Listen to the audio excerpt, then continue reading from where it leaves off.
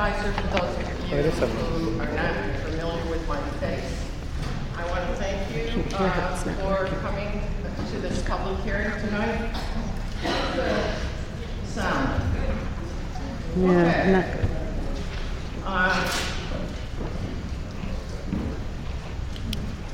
The purpose of this public hearing is for the Enfield Town Board to hear the public's opinion on the content of the supplemental draft environmental impact statement regarding some modifications that the Blackout Wind Farm is wanting to make to their project layout.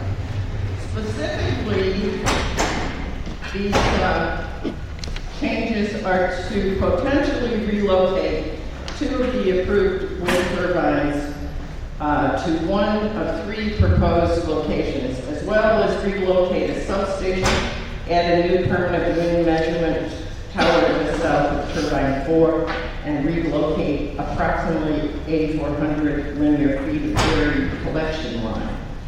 But, except as noted, the project would otherwise remain as consisting of 7 wind turbines generating 16.1 megawatts of electricity using the GE 2.3-107 model wind turbines.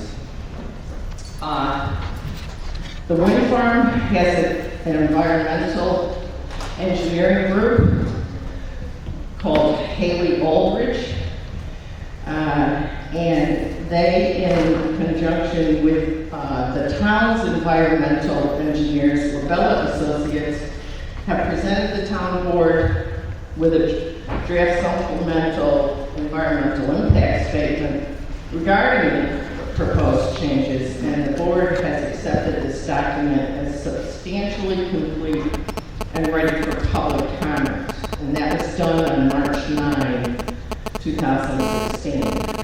The document is available online at www.blackoutwindfarmnewyork.com, and a hard copy has been available in the Enfield Town Hall and at the Tompkins County Public Library. Under the secret process, which is a law that New York State enacted quite a number of years ago regarding large commercial projects, part of the secret process is to have an open comment period and have a public hearing for the purposes of hearing from interested people and agencies as to the completeness of the draft of the supplemental environmental impact statement. This period commenced on March 12, 2016, and has been extended to April 22, 2016. And this additional public hearing is being held. I ask tonight that the following requirements be made of you. Please, all attenders sign in, and speakers need to form an orderly line in front of the microphone.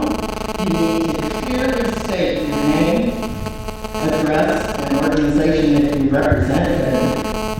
You're allowed 3 minutes to speak, and I was told that Henry was an excellent timekeeper 2 weeks ago, so he gets the job again. So speakers are allowed to speak once for a maximum of 3 minutes. I urge speakers not to repeat previous subjects that have been addressed. Number of statements on the same subject, if that's not how the count's going to be done. And I urge you to confine your comments to the topic addressed in the draft environmental impact statement. Of course, I can't control what you say, but what's relevant at a public hearing is the subject matter that's covered in the environmental impact statement. All the remarks are directed at the board as a body and not to any one member, and I continue to urge you to observe commonly accepted rules of courtesy, decorum, dignity, and good taste. Threats and bad language could lead to your expulsion from the hearing, and certainly are not the way to enter into proper discourse. No one in the audience is to interrupt the speaker of the microphone, and interested parties and representatives may address the board by written communications until the deadline of the public comment period. So with that, I will ask for the single cue here and your name and address, and Henry will keep time. I guess I should introduce the board. We have Michael Miles, who joined us last October, I think, to fill out a previous member's term. Henry Hanstein joined us the first of the year. He's starting a 4-year councilperson term. Mike Carpenter was elected last fall to start a 4-year councilperson term. And Virginia Bryant has been with us several years and may have to leave a little early because of family obligations. Alice Lincoln is our town clerk, and Sue Thompson, our deputy town clerk, was very helpful in keeping the line going where you're signing it.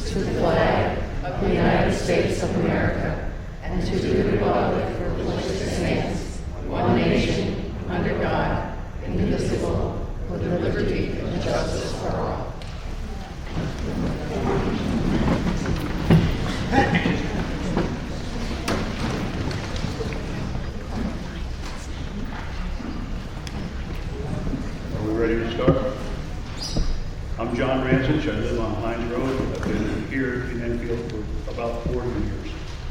I am the originator of this project. I've seen all the environmental impact statements and done 14 years of work on this project. Black Oak Wind Farm people in their supplemental form have done a more than complete job.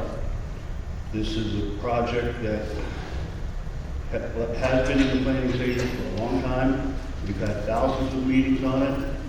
It is a good project for the community. It is a good project for the town of Enfield.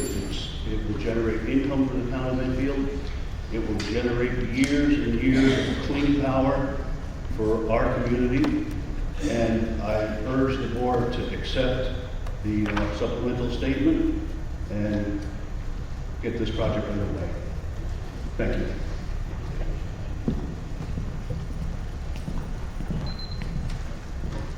Hi, I'm Dawn Drake. Live on 105 Rickon. I want to know tonight how this project being forced on us, our residents, is unsafe and is it fair? We are the ones who could suffer from the known side effects at our homes with the constant noise, infrasound, and shadow flicker every day. How do you all think this is right or fair besides a toll-free number to call? What will happen if we cannot sleep or the shadow flicker hits our window? Some say to close the curtains. It's a compassionate response, and curtains won't help our animals outside having to deal with this. Dogs, cats, chickens, cows, horses, my wildlife, which I've been feeding for many years. I want to know what the plan is in place for us residents besides a toll-free number. What if we can't get used to the noise of the shadow flicker? What options do we have? People seem to be worried about the investors' money. What about us homeowners? All of us had a lifetime investment in our homes. Most of us had more money invested in our properties than we have in this project. Yet where's the sympathy for us, the residents? This project may affect residents living further away, so Black Oak Wind Farm is pushing Enfield residents against each other, trying to get people to support them. Isn't that really sad? This project should not be about picking a side. It should have to do with what the right thing is to do for your neighbors. As I see all the investors here tonight supporting this project, you were given an option, you were even given a choice. Where's our choice? I really don't think it's one information article or another. Several families have everything they have ever known at risk. Black Oak Farm keeps talking about this community-built project, when in reality, Onyx, a large corporation based out of New York City, will be purchasing this and making all the decisions. Why would they care if we sleep at night or the neighbor's kid is getting a headache from the infrasound? Why is this wind project being rushed to? Yes, we all have missed meetings in the past because we weren't informed, but we are here now and we want to be heard. This is not right. It's investors' money and, more importantly, the safety of Enfield residents. How sad is this? I really think that the investors and outsiders looking in what is going on here in a small town are completely uninformed. People have no clue that the level of stress, anxiety, sadness, and worries we are all under every day. This project isn't even up yet. We are now looking to you, the board of Enfield, who represents us, the residents, for some answers. We, the people, should not be forced to live so close to a 483-foot turbine the rest of our lives. Can you guarantee there will be no side effects? Will the investors or the town board members buy our houses if there are? Some families live there for generations on the family land. You are our representatives. Please have the compassion to listen to us. We know some of you are listening, and the board seems to be divided as the town. Ask yourself if this sounds right to you. Thank you.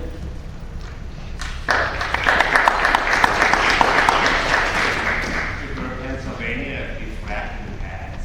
This is bad as cracking my eyes. You're to direct your comments to the whole board. Tell them that. Next.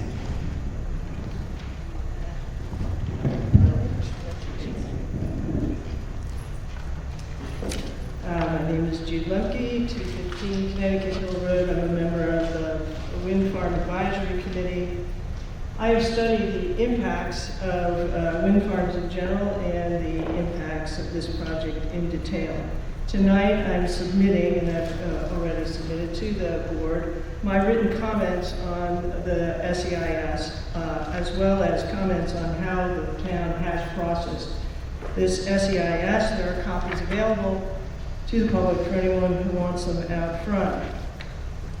My primary concern is the town's haste in its expediting this process for Black Oak. This is thoroughly documented with emails between Labella and the Black Oak consultants and Black Oak personnel. And those emails make it clear that they did not want any of those documents made public. However, the town consultants had these documents as early as January, and there were comments being passed back and forth without making any of that public to the making it available to the public, clearly in violation of FOIA as well as in violation of the secret rules. This town has bent over backward to accommodate Black Oak to expedite its review, as those emails clearly make evident. And despite telling the board at the March 9th meeting that the SEIS was ready and complete to be accepted, if you go through and look at all those emails, as well as Labella's comments, it's clear that Labella did very detailed comments, a large percentage of which were never answered in the SEIS that was accepted by the board as complete. I ask that the board rescind their action, accepting that as a complete document, and go back and answer all of Labella's comments and those that have been raised during these hearings. Thank you.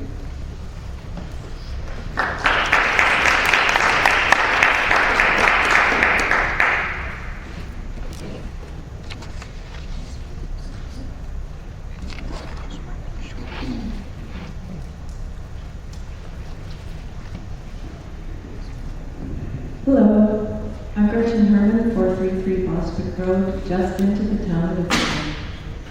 I would like to add my voice in support of Black Oak Wind Farm.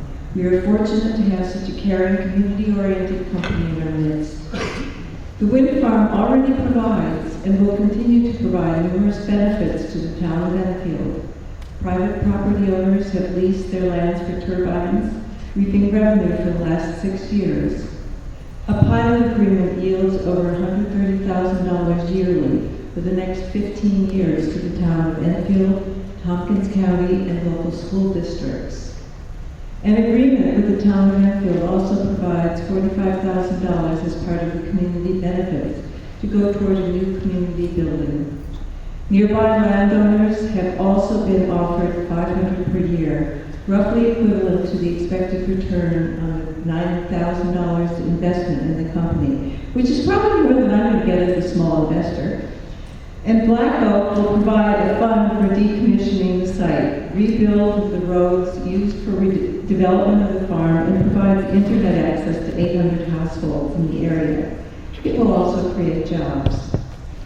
The plans for the wind farm have met or exceeded all pertinent health, safety, and environmental regulations, and the company has demonstrated great consideration for the wishes of impacted residents. Concerning issues of noise, turbine setbacks, visuals, Black Oak Wind Farm has gone the extra mile to accommodate landowners' wishes as much as possible. For example, the wind farm will purchase GE turbines at additional cost that are extra quiet out of concern for neighbors. Overall, the larger community is anxious for electricity to be produced by the first New York State community wind farm, and we all need this form of fossil-free energy generation to come online. I urge your support and final approval of this document.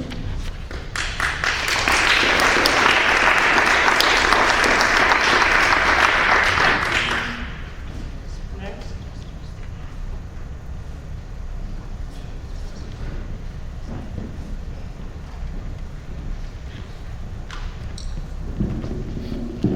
Hi, I'm Dave Ritchie. I live in the city of Ithaca.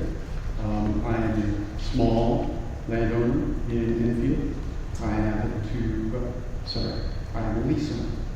I have leased a little space underneath some solar panels at the Renovus site up on Enfield.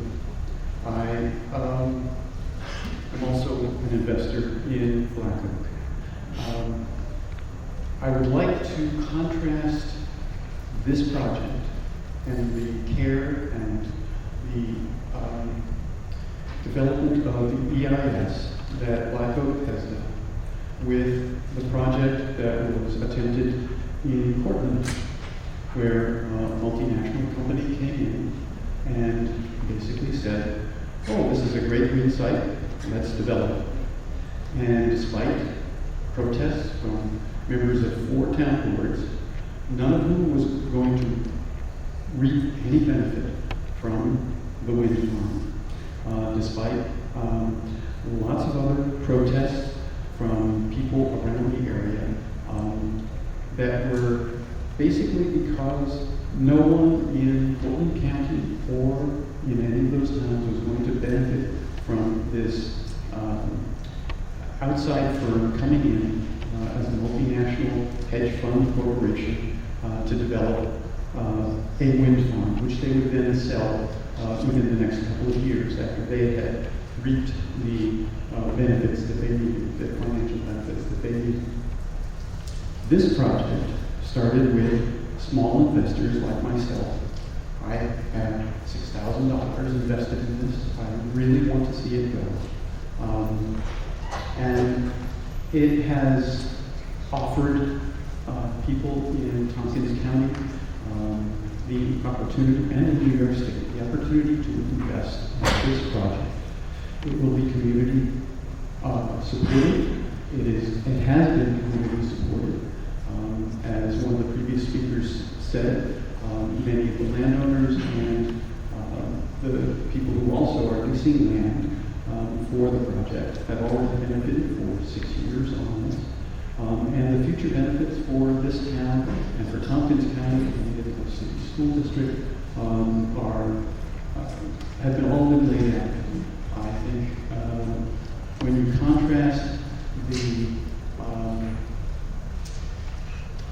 methodology that the company that came in and tried to put up a wind farm in Portland versus the stick-to-itiveness, the fact that these people are local, that has, I think, made the difference. I urge you to support the project.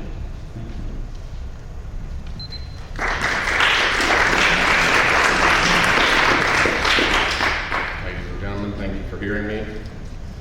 Robert Tesori, 570 Black Oak Road. I know we've been here many times. My biggest issue is the land infringement as far as turbine 2 is next to us. I mentioned turbine C, which is causing the same problem. I've spoken to the neighbors. They're very, very distraught about it.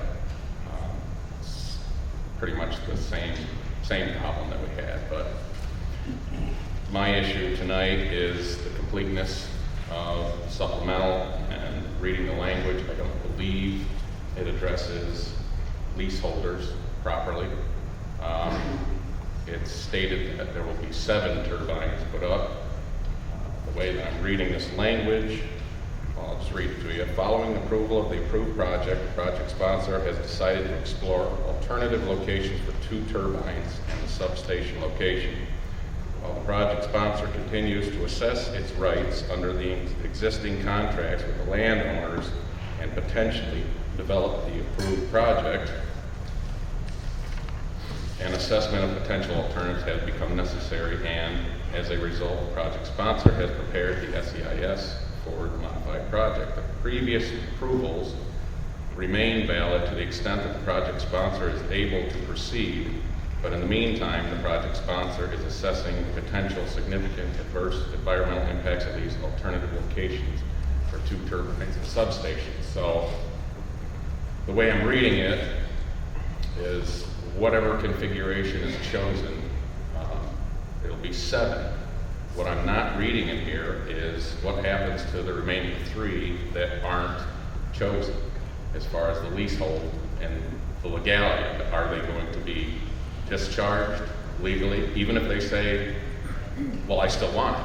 Because if that's not the case and that language isn't put in here, what I'm getting is there's at least 8 potential sites, up to 10, if these leaseholders aren't discharged. So I'd like the board to address that question. Find out, are the contracts going to be dropped or not once the final 7 sites are chosen? Because the map says abandoned, but the language that I'm reading, nothing's abandoned. It's proposed postponed. Thank you.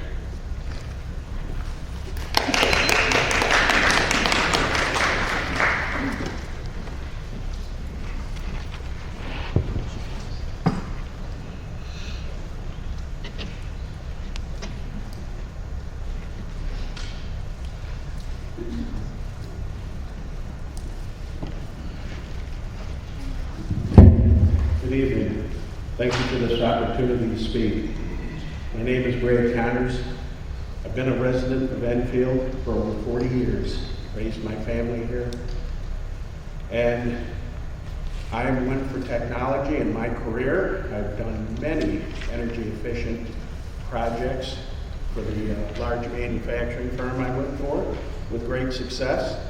And through a lot of projects, often we find that we are misled by the source of facts, and sometimes facts that remain hidden, or those that fail to speak. I spoke before, again, my concern is why do we not have the support of the experts locally nearby? Further research, 10 years ago, Cornell had actively pursued putting windmills on their Mount Pleasant properties and such. And of course, at first town board meetings, this was received with a lot of hostility. same as we are experiencing here.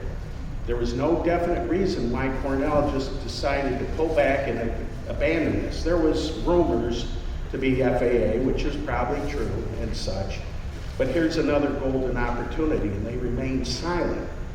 My premise is, and what gets me very concerned is, they absolutely say nothing but to support the technology, but to support this project. When 10 years ago, they wanted a project badly. But they realized that doing a project like this is going to split the neighboring community.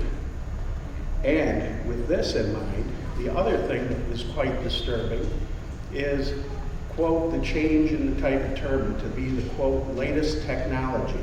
Very few of these are in abundance out there. Right now, a lot of the other wind farms are already being actively researched by other universities and such. So there's a lot of duplicate research being done, but there's no research done yet in quantity on the new state-of-the-art equipment. So again, we're going to have state-of-the-art equipment. Ultimately, who will benefit from this? Who will truly benefit? The university. Because this will give them the research. This will expand their facilities, expand their student population, and it will be collateral damage to this community. So as all I ask is the supporters, the investors, and the opponents take a clear look at what the result is going to be if this project goes through, and can you live with that, allowing it to happen? Thank you.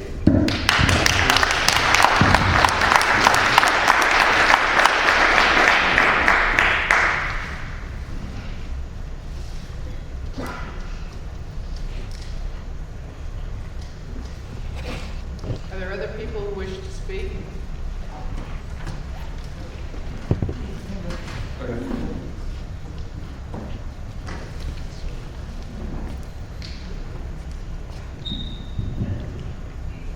Hello, my name is Sarah Hess.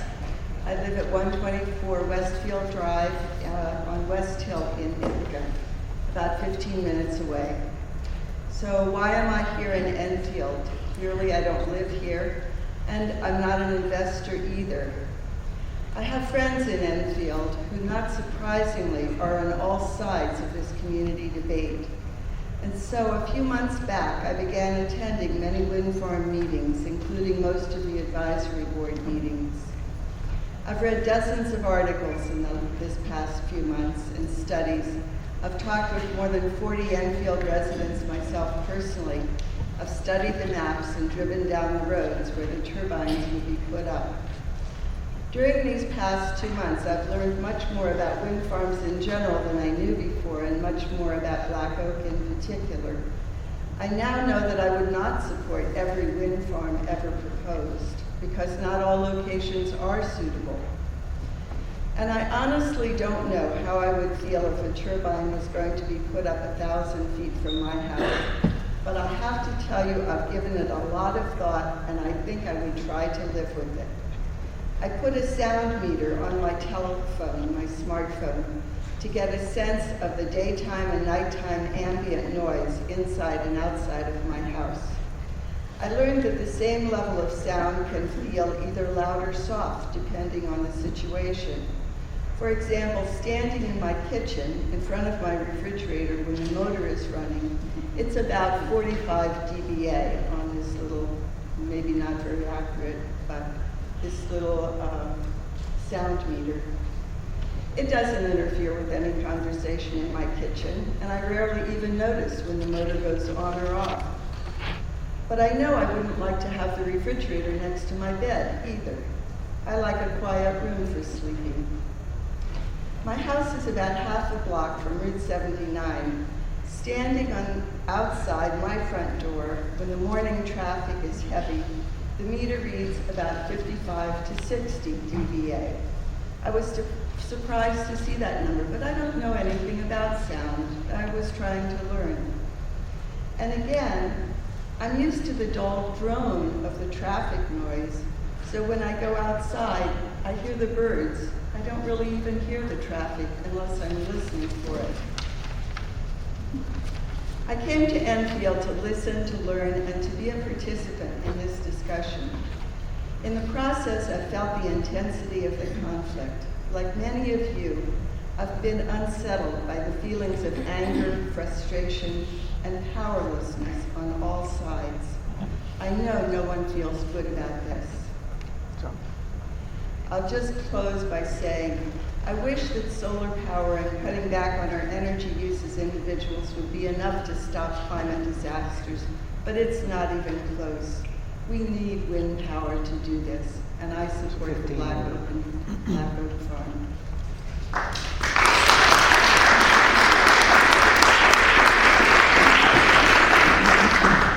Hello, my name is Les Blumberg. I'm the Executive Director of the Noise Pollution Clearinghouse in Montpelier, Vermont. I've got 20 years of experience in the field. As I testified 2 weeks ago and now, I had a theme. The theme is that I wanted to highlight problems with the DSEIS that cannot be fixed in a final supplemental EIS because they are fundamental to the review process. At the last hearing, I mentioned 3 of them. I'm going to add a 4th one today. First one was the ridiculous criterion in the local noise regulation of 60 decibels over ambient. This can't be used as a criterion of significance. This was even recognized by the authors of the DSEIS, where they did not use it.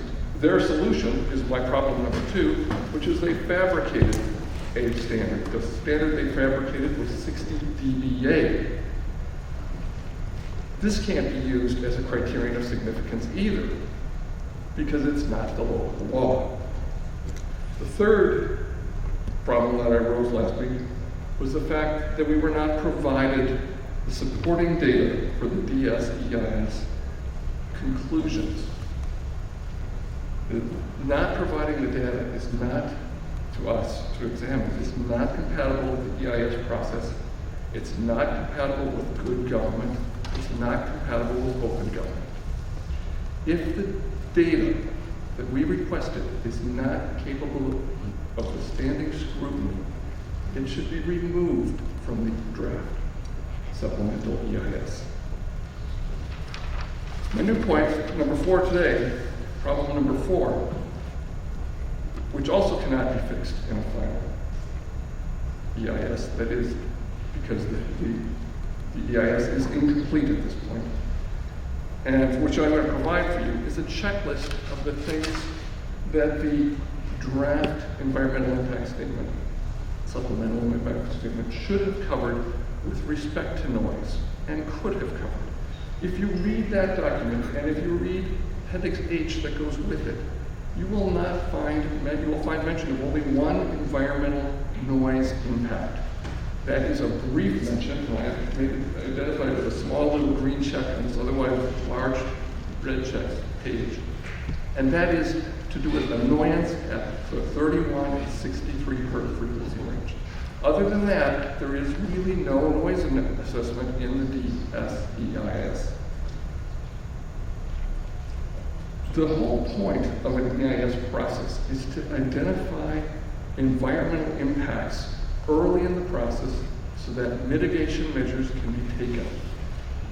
Those, to try to address those in the final, without doing them right now, is an end run around the EIS process. Can you pass those out to the clerk?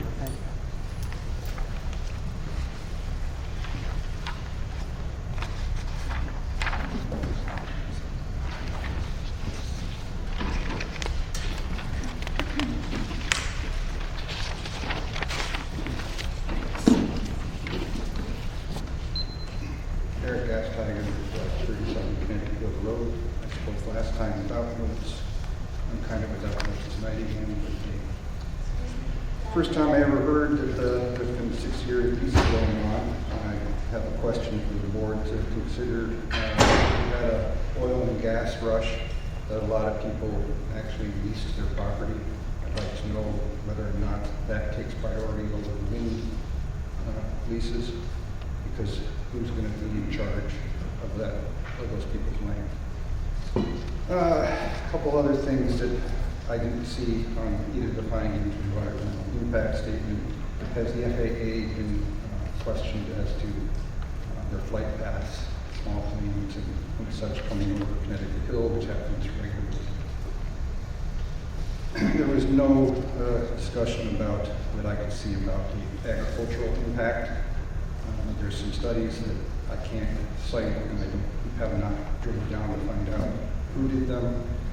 So this isn't necessarily something you could pay the bank with, but there's some study that has found that downwind of a wind turbine, there is a 30% plus or minus loss of water from the soil. Maybe that's not a problem in upstate New York, I don't know. Also, as I had spoken before about bats being killed, the increase of harmful insects will happen, so therefore the crops. Can't hear you very well. No, I'm talking right into this thing. I don't want to be. Hey, how are you doing? Sorry, I can try. Okay, so bats and insects. Kill the bats, you get more harmful insects. That's a given generally. I found something very interesting that because we want to put a substation behind my house, and according to one of the maps, there's wetland. The underground cable can possibly cause stray voltages. Somebody walking out there can get zapped, and who's going to be responsible for that? Is the wind farm organization, which is an LLC, or the home property. Property owners don't have the protection of an LLC, so if something goes wrong, they tend to be the target of lawsuits. I haven't seen any real discussion about what the fire department says. We don't have equipment to go to the top of those towers to put out a fire. So who's going to come up and fight those things? And the one thing that bothers me very much is that according to the documents that are published, these new turbines, GE says that they would like to have a setback of 1,300 feet. How come the town came up with 425 feet or 475? And that's it. You can hear me. Thank you very much for listening.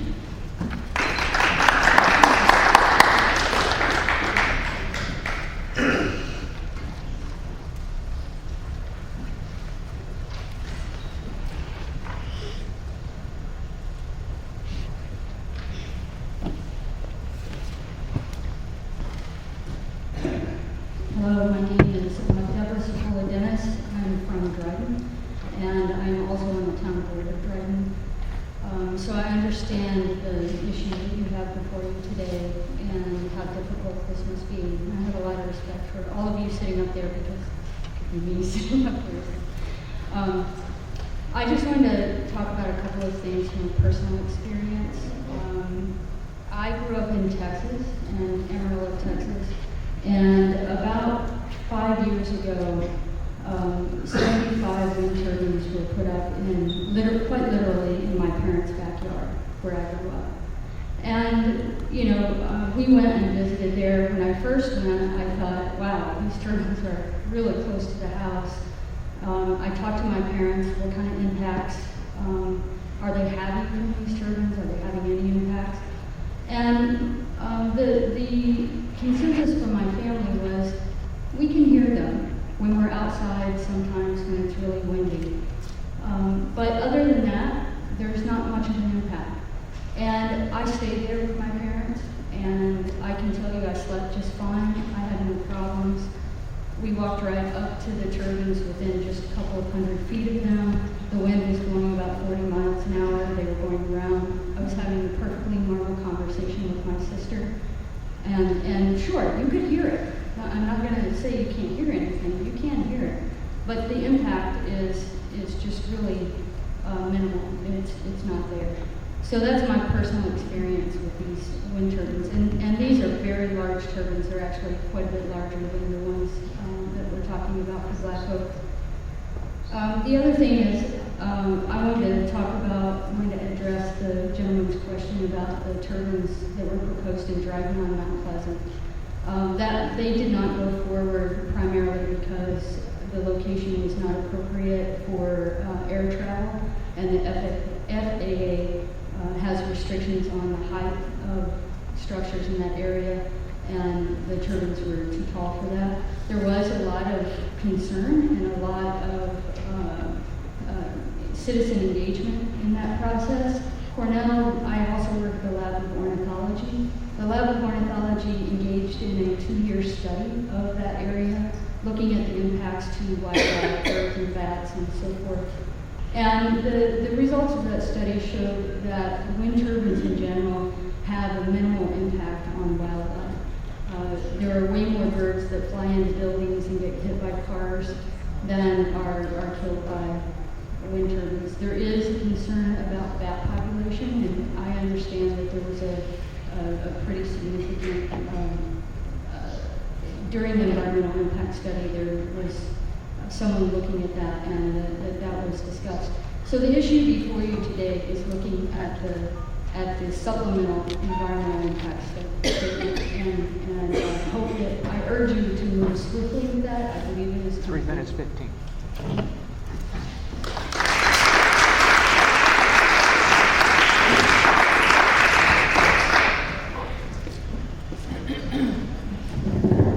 My name is Marcus Gingrich, 101. Why don't you just take it off and hold I might need 2 hands for all my papers. it? Pull it up.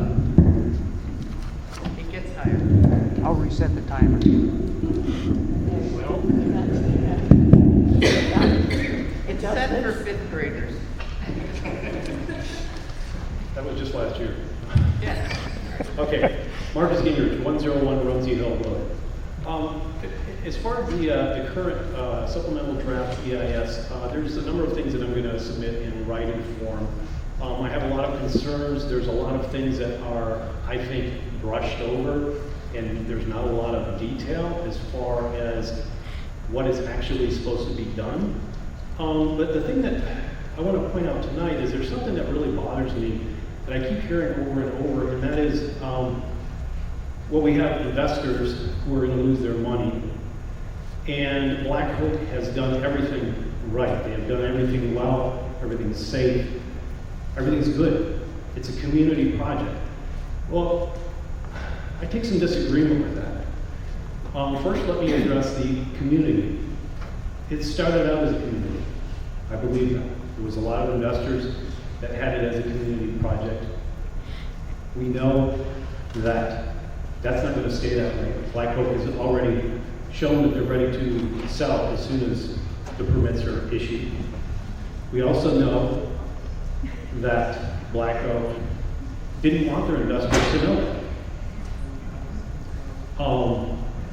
Now, as far as the investors, I've invested in things in the past, and I know what it's like to lose money. I lost my investment when I was like 18 years old.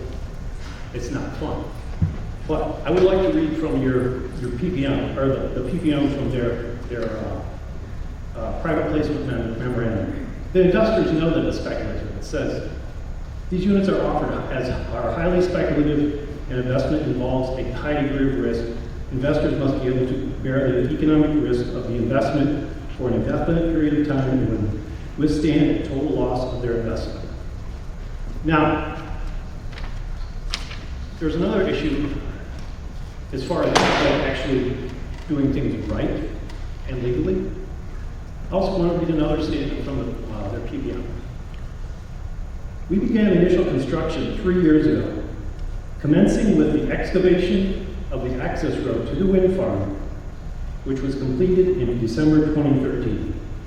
We also recently completed the excavation of a foundation hole for a permanent meteorological tower on July 11, 2014. Oh, well, it just goes on to talk about some other stuff. My question is that legal? Is that proper for the secret process?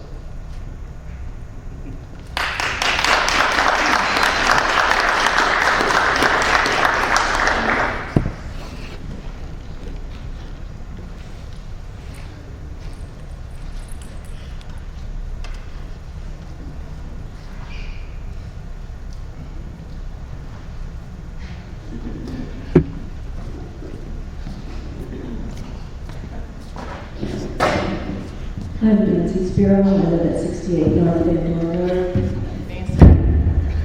And so I'm about 5 miles from the wind farm.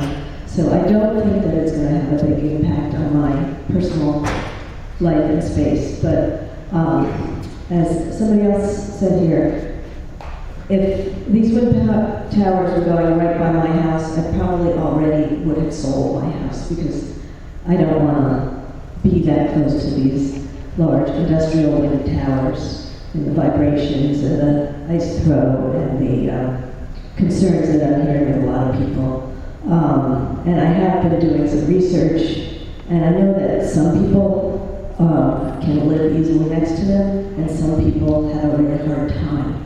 And some types of houses absorb the sounds more, and some houses and construction absorb them less, and things like that.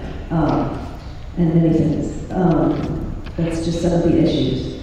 And what I know that wind power is part of the solution for alternative energy, but if this is truly community wind, let's make sure we support the people who are living in the sacrifice zone right closest to them, and find a way to help them either buy them out if they happen to be people who are very adversely affected.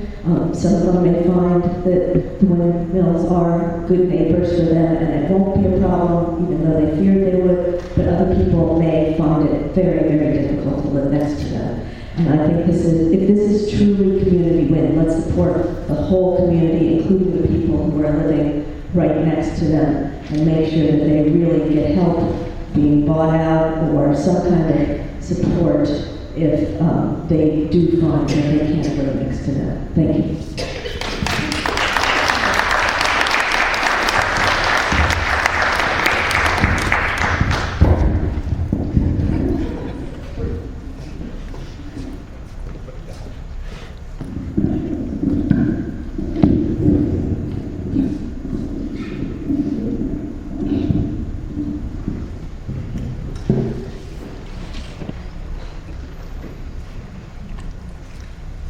Good evening, Margaret Wells, 863 Haynes Road. I know this isn't really supposed to be response back and forth. This is supposed to be SEI's comment, but I thought, in a general spirit of information sharing, I thought I'd give a couple things in response to some questions that have been posed. One of which is related to alternative sites and whether or not leases would be dropped, and that's just a private business matter. If people want to have turbines, we are not forced to put turbines on their land. We have a choice. That's how the lease works. Wind leases and gas leases work side by side, perfectly amicably. If fracking were legal in New York, you can have a gas lease and a wind turbine on the same property. As for any documentation about us rushing this process through in the past few months, the rush has been to get the information out into the public. That has been our concern because so many people have wanted to say, we want to see this new layout, can we see it? And other than foiling the documents, which some people have now done, nobody previously had foiled them, and in order to make them public documents, we had to get the process done, and that was the purpose of our hurry. That was why. And the documentation you'll read, there was certainly a hurry. You'll also see that Mabella did have comments that weren't responded to, but they decided that the document was complete as we put it forth anyway, because the material questions were indeed responded to. The ones we didn't respond to were just moving parts in the document from back to front and front to back. In terms of Cornell's lack of visible support through this process, they are expressly not participating in this public process here because they are just a customer of the project. It is not their project, they don't want any part of it, and they don't want to be seen as meddling in the process at all. In terms of sound data supposedly not being available to the public, we have made it all available through the FOIL process. Giant reams and spreadsheets worth of data are all there.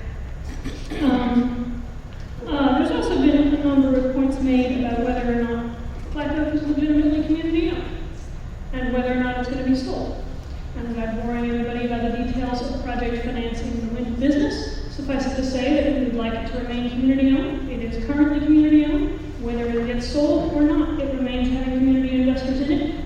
The foibles of wind tax equity are something I won't bore you with here, but suffice it to say that local investors remain in the project and making returns if we even get to build the project. As for the actual SEIS itself, I would point out that the fundamental question is, what we propose, is it appreciably different or more impactful than the original approved layout? Does it make a lot more noise? Does it kill a lot more creatures? Does it impact more wetlands? Or is it about the same impact that was already judged to be acceptable over a year ago. So that would be the lens through which I asked the board to review these facts to say, you know, are there appreciable real differences between before and now, or is this all just the same?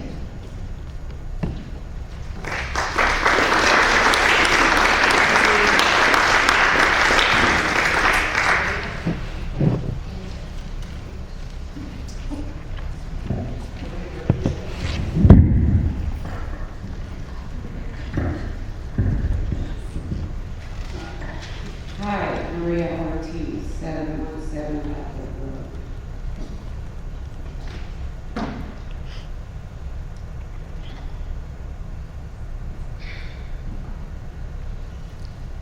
I am truly, truly heartbroken for the people of Black Oak.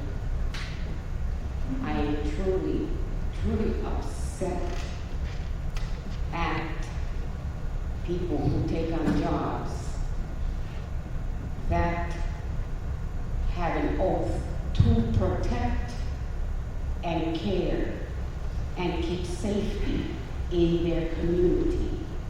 I'm sure you have to have raised your hand before you became board members. There's a few things that really, really get to me. Board members are not with us, but against us. Board members are doing things that they say people knew 10 years ago when I heard it the other day. You are not with us. Why? You are not for us as you took an oath and stated that you were going to protect and make your community safe. Why aren't you on our side? Why aren't you sticking with the people's pain? What they're suffering with is incredible because of this project that's never going anywhere. I don't know what is entailed with the Onyx, Lavonte, or whoever with this board, but something is keeping you stuck to that side. There's a reason that you do not want to be for us. When you took your hand and said, I am Enfield, and we are Enfield. All these people are Enfield. Another thing I'm going to point out before I leave. I don't think I can control myself. You stated in the Ithaca Journal, those who did not want to participate or be in the project will be released. Do not have to be. That's 3 minutes. 3 minutes. It's up. In about, what, a matter of a year? You screwed up this whole community, and you give me 3 minutes? Don't look at her like that. Sorry, I'm just enforcing the rules. There is no rules. You are playing by your rules only. We want documents like you stated in the paper. Those rules and those words you stated to the Ithaca Journal will come back on you. You stated the Teeters land, you stated my land, that they were not going to participate anymore. Now, where are their documents of release? You need to confine yourself. Confine myself. Your time is up. I'm what you make a year? No, that's unacceptable. By the way, take a look at her salary. We're out of here. See ya.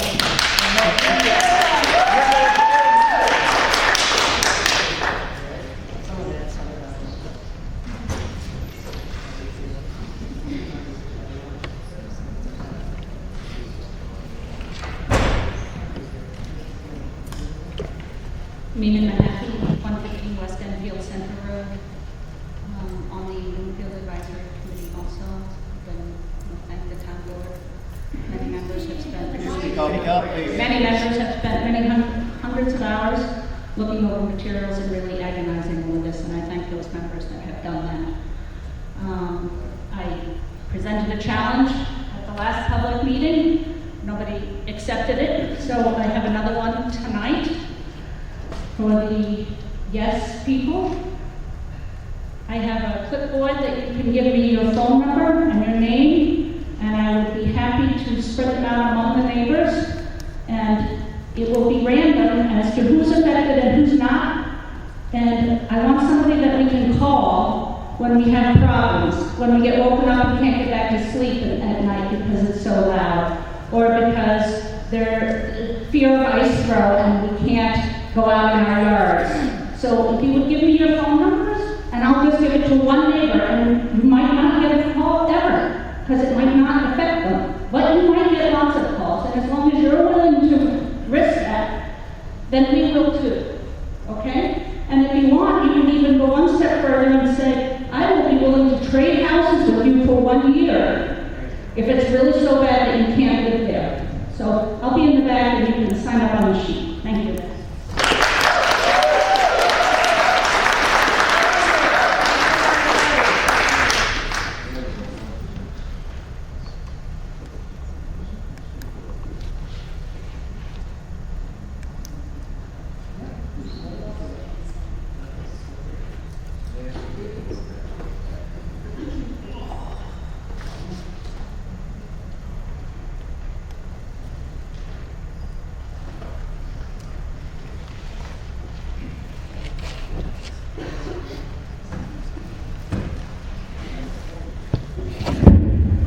Hello, Andy Howell, Puerto Rico. Heard an awful lot about this tonight, and one thing I'd like to state is these windmills, they are not fossil free, and they are not efficient. Your average windmill produces only 20% of its rated capacity because you have fluctuations in the wind. You need the wind to blow at 30 miles an hour, a sustained wind at 30 miles an hour. Other than that, they pick up the difference with fossil fuel. So, and the power is typically unavailable when it's needed the most, during when it's really cold or really hot. So this idea that they're fossil free and efficient, that is not true. That's very, very far from it. Yeah, the fluctuations actually require continuous power from conventional sources. So yeah, they have a very high electric production costs. Germany did a study and found that the average electric produced off windmills was 3.7 times higher than any conventional mean. And a lot of your utilities are going to be forced to buy it. So, which means, like most of the other green schemes, ethanol or anything else, it takes more fuel to produce the stuff than any benefit you're going to get out of it. And the taxpayer is going to be stuck with the difference. And as far as any jobs that are created in this neighborhood, I see teeters in some scrapyard perhaps getting some money when the blades start falling off, like they did in the town of Fenner, 113-foot blade right on the ground. So, well, thanks.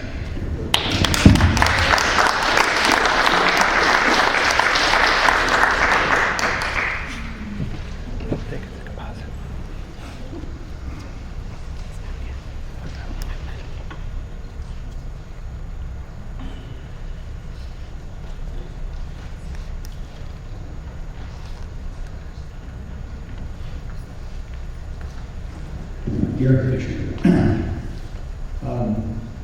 329 Road South. To say that this is a community-supported project is good public relations, and obviously anybody that was going to do something, a big project in the area, whether it's town, Enfield, or wherever, you want to come up with a name and nothing else but a slogan that says it's going to generate support of the locality. And I see it nothing more than a public relations effort. To say that the Woodmill Farm would never be sold, that it's going to remain with the original investors, I think is short-sighted, and Just, windmill farms are sold all the time. John Deere was a major developer of wind power out in the Midwest. And guess what? They no longer own it. They sold it. Investors died. Their investments are inherited. Their investments are sold. Companies are bought and sold every day. And I just don't see that saying, well, this is going to remain a community support project holds any water. Thank you.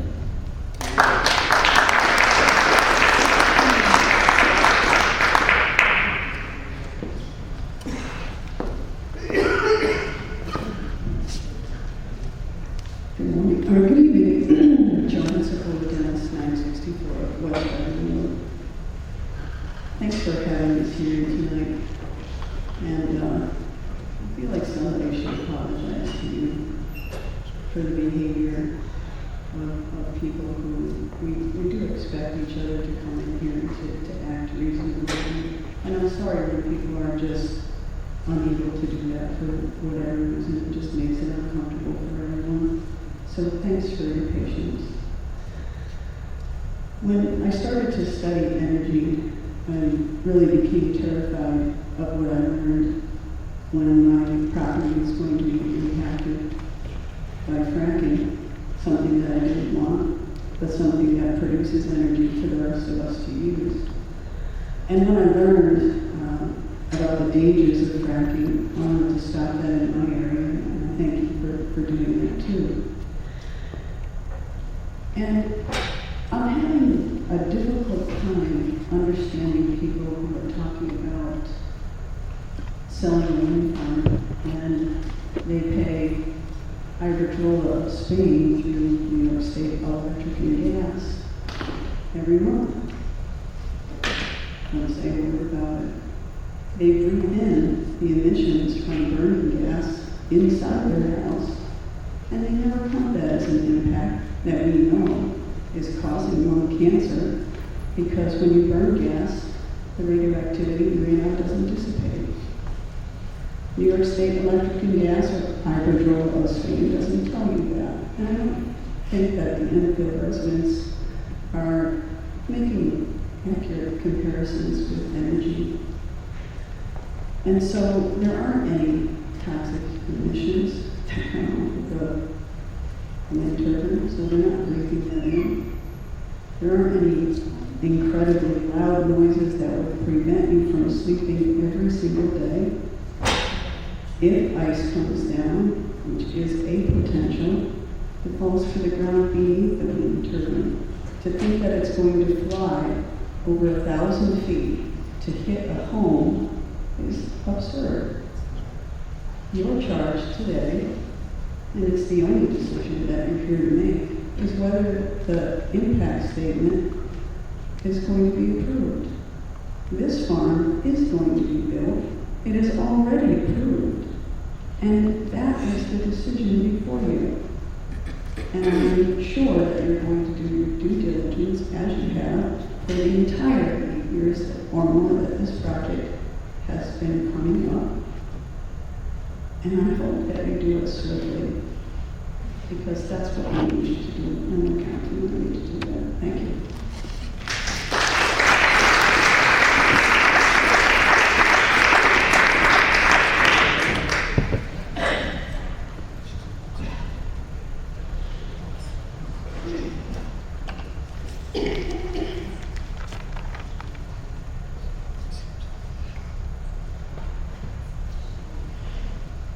Are there other people who wish to address the contents of the environmental impact statement during this public hearing?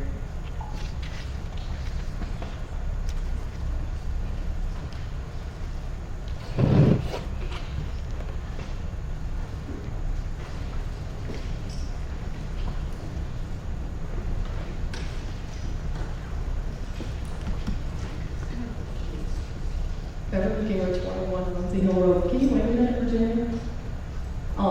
Just I really can't. I'm sorry. Okay. I'm already overstayed. Okay. This will be transcribed. Certain thoughts. many of the issues that I would have wanted to talk about have already been addressed tonight. I just want to make a comment on the woman who just spoke's comment on the board doing their due diligence like they have done. And I don't want to be accusatory, but if I remember correctly, only Ms. Ryder, Ms. Bryant, and Mr. Carpenter were on the board in 2013 when the DEIS was finalized. And if I also remember correctly, Mr. Carpenter has said within the last 5 or 6 months that he did not read the DEIS at that time. Correct me if I'm wrong, Mike. And I have to wonder, did Ms. Ryder, did Ms. Bryant read it? Did they look into it? I believe the town board, the current town board, is doing their due diligence, and I do appreciate that. I really, really do. And maybe if the previous boards in 2008, 2009 had done their due diligence, we wouldn't be here today. I spoke with a gentleman who was on the board in 2008, 2 Sundays ago. And he said, when he was on the board, he said, I was supportive of the project. He said, since then, I've done the research. And he said, he has read that there's thousands of wind turbines in the southwestern United States that are sitting idle because they haven't been properly. And I asked him, I said, why at that time did Supervisor Podolsky decide to decrease the setbacks? And he said, I don't know. He said, you have to talk to him. He said, actually, I don't recall there being much discussion amongst the board about wind turbines.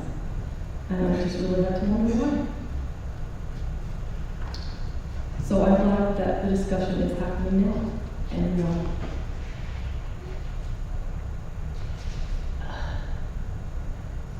I think one of our greatest needs as human beings is the need to be understood. And I understand those investors who have invested some money in Black Oak Wind. And I understand their worry about fossil fuels. But I would hope that really if they have open minds, that they would understand our concerns too. If you do research with an open mind, there are real issues. Yes, some people can live comfortably by a wind turbine and won't bother them. And other people are affected. It's very, the evidence is mounting. And I think that's due mainly to the infrasound. The noise, yeah, you can do things to mitigate audible noise, but I worry about the infrasound. And I don't know if there's anything that can be done about that. So thanks for listening.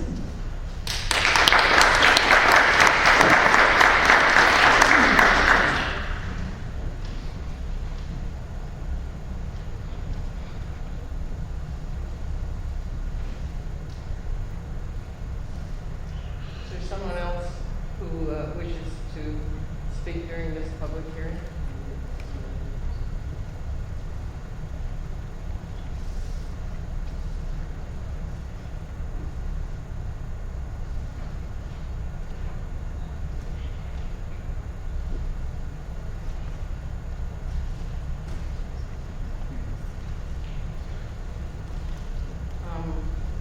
I do not see anyone who looks to me like they're wishing to speak. So with that, I will close this public hearing, and I do thank the audience for your participation tonight. These proceedings are transcribed, and like other proceedings of the board, will be available to the public. There's a regularly scheduled board meeting tomorrow night, starting at 6:30. There are some